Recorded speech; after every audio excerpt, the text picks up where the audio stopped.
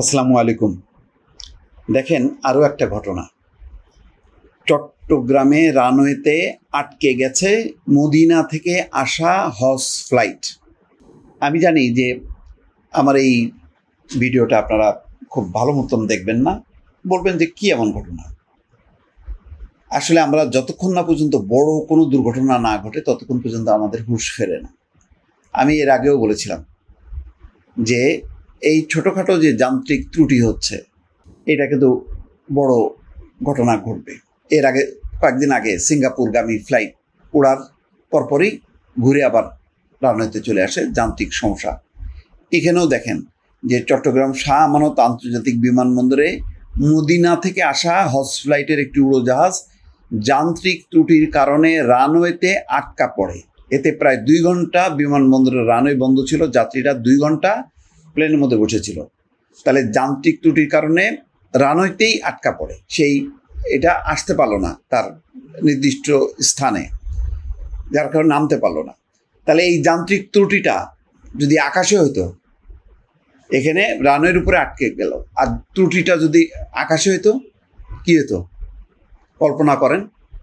এরকমই তো ত্রুটি হয়েছিল হায়দ্রাবাদে, যে ওই ইন্ডিগো এয়ারের ভারতের যেই ফ্লাইটটা দুর্ঘটনায় পড়লো, যে ওড়ার পর হঠাৎ করে যান্ত্রিক ত্রুটির কারণে সে ওড়ার সক্ষমতা হারায় ফেলল।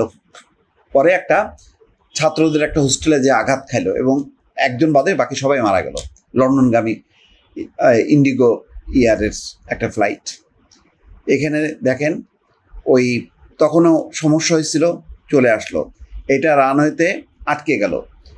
ছোট ছোট কিন্তু নক করতেছে, আপনার দরজায় কড়া নাড়াচ্ছে। বড় দুর্ঘটনার আগে এই যে কড়া যে নাড়াচ্ছে, আমাদের বিমান কর্তৃপক্ষ কি সচেতন হচ্ছে কিনা আমার কেন জানি মনে হচ্ছে যে বড় দুর্ঘটনার আগে বোধহয় আমরা সচেতন হব না, সক্রিয় হব না, এবং পুরো যে একটা থরো চেক আপ সবগুলো ফ্লাইটগুলোর অবস্থা কি সেই দিকে আমরা কিন্তু যাচ্ছি না। শনিবার সকাল 9টা 30 মদিনা থেকে 387 জন হজযাত্রী নিয়ে চট্টগ্রামে পৌঁছায় বিমান বাংলাদেশ এয়ারলাইন্সের ফ্লাইট BG-138। ফ্লাইটটি রানওয়ের প্রান্তে পৌঁছানোর পর যান্ত্রিক সমস্যার কারণে সেখানেই আটকে যায়। পরে কারিগরি দল ত্রুটি সারিয়ে সকাল 11টা 20 জাহাজটিকে নিরাপদে রানওয়ে থেকে সরিয়ে অ্যাপ্রনে নিয়ে আসে। প্রকৌশলী খলিল বলছেন, বিমানবন্দরের জনসংযোগ কর্মকর্তা, যান্ত্রিক ত্রুটির কারণে বিমানটি রানওয়ের এক প্রান্তে আটকে পড়েছিল। ত্রুটি ঠিক করার পর নিরাপদে সরিয়ে নেওয়া হয়েছে। সাময়িকভাবে রানওয়ে বন্ধ থাকলেও বর্তমানে বিমানবন্দরের সব কার্যক্রম স্বাভাবিক রয়েছে। আমি সেটা চিন্তা করি, এই যে যান্ত্রিক ত্রুটিটা যখনই কি স্থলভাগে ছিল তখন ধরা পড়লো বা চলতে পারলো না, এই চলাটা যদি আকাশে বন্ধ হয়ে যায় কি হবে? এর উত্তর কি? বিমানবন্দর কর্তৃপক্ষ, সরকার টনক কি নড়বে কিনা? ভালো থাকবেন। আল্লাহ হাফেজ।